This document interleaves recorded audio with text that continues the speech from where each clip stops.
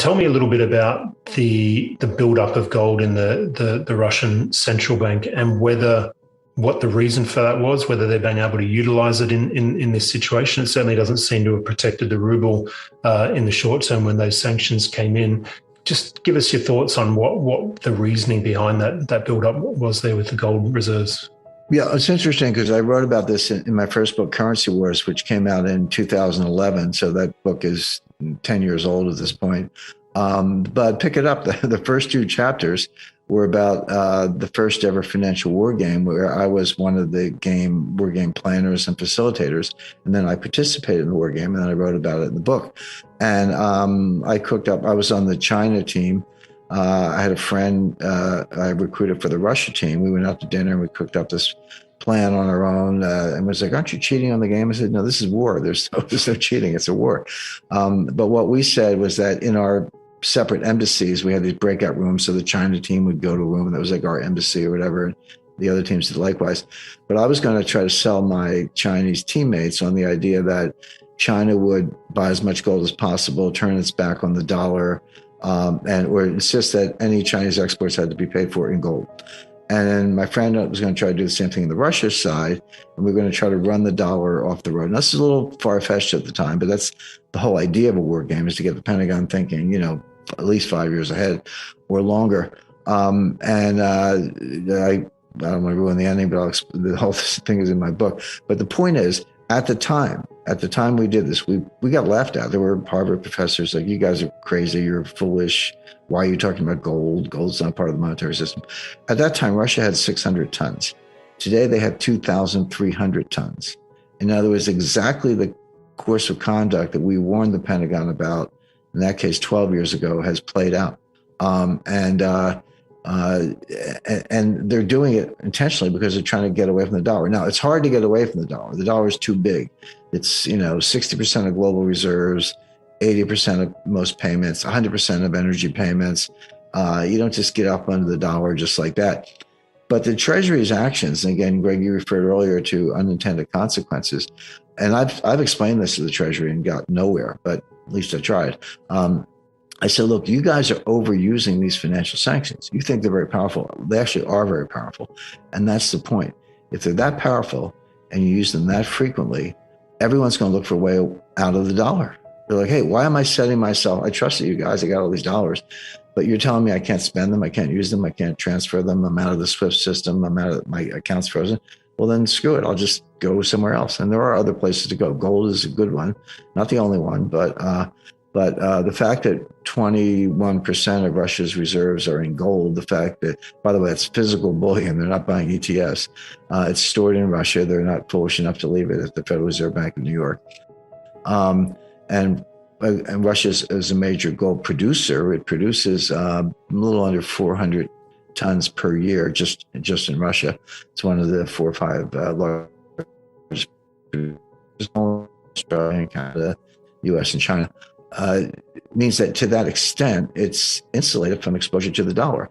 Now, you may have to get creative at this point because the West can't seize the gold unless they want to invade Moscow.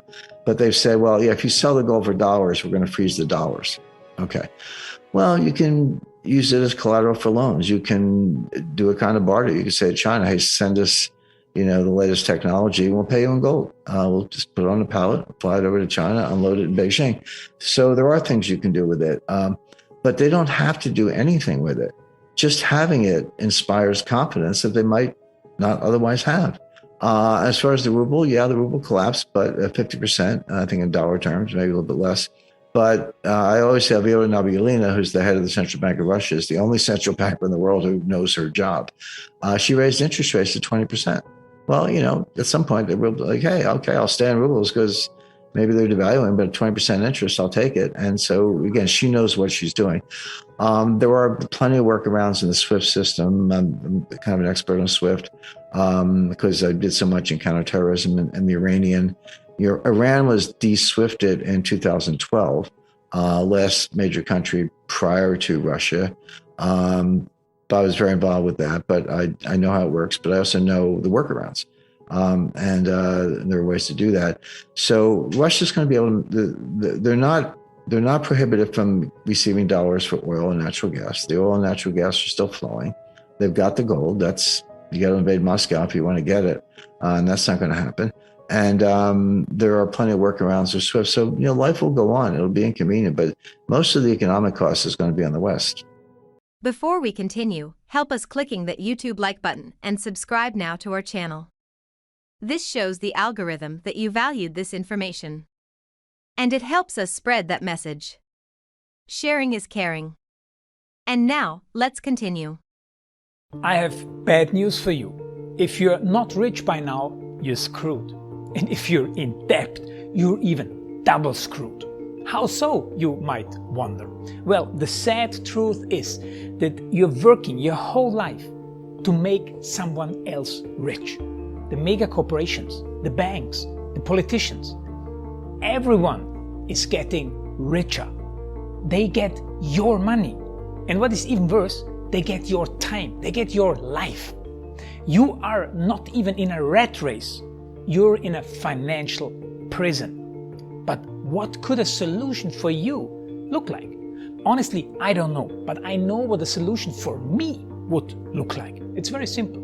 I use whatever money I have and I multiply it with 1,000. This could make my life much easier and probably yours as well. If you have $1,000 available and multiply this with 1,000, I believe that this could solve some financial issue for the one or the other. Of course, if you're ugly, you would have to multiply it with much more than 1,000.